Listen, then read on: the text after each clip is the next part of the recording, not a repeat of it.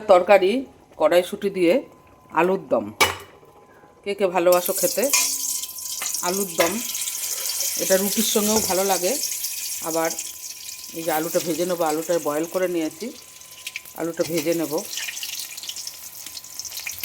শীতে রুটির সঙ্গে, পরোটার সঙ্গে, কচুরির সঙ্গে, সবের সঙ্গেই ভালো লাগে আলুর দমটা।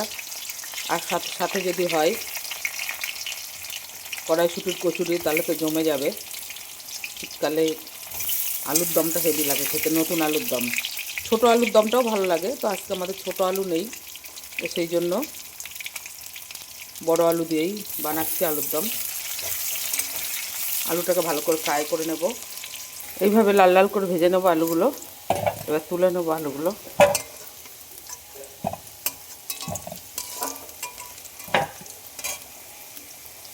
এবার ওই একই তেলে শুকনো লঙ্কা, তেজপাতা আর জিরে সম্বার দিয়ে দেবো।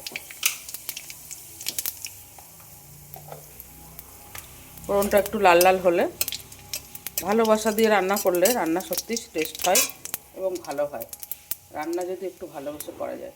তো এবারে পেঁয়াজ দিয়ে দেবো। পেঁয়াজ দিয়ে দিলাম।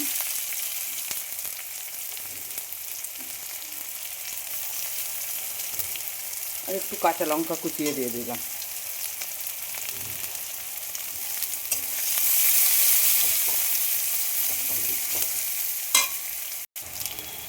এবার লাল লাল করে পেঁয়াজটা ভেজে নিয়েছি, এবার টমেটোটা দিয়ে দেবো।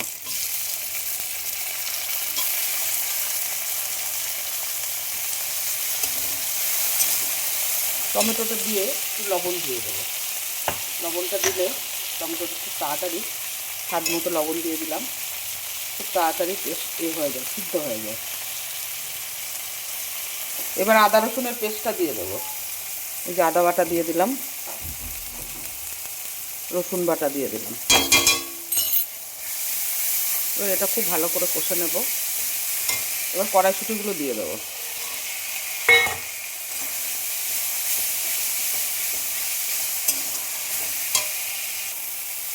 এবার দিয়ে দেব চিনি, হলুদ আর লঙ্কার গুঁড়ো। এরপরে আলুগুলো দিয়ে দেবো, এই যে ভাজা আলুগুলো। এবার আলুর সঙ্গে ভালো করে মশলা কষে নেব, একটু বেশি টাইম ধরে কষতে হবে। এই যে কষা হয়ে গেছে আলুর দম, এবার একটু হালকা গরম জল দেব, গায়ে মাখা কষা কষাই হবে আলুর দম। এবার গরম জল ঢেলে দেবো, অল্প করে গরম জল দিলাম। এবার টকবক করে ফুটলেই আলুর দম হয়ে যাবে রেডি। রুটি পরোটা দিয়েও খুব ভালো লাগে খেতে। এটা রাতের জন্য করে রেখে দিলাম তরকারিটা।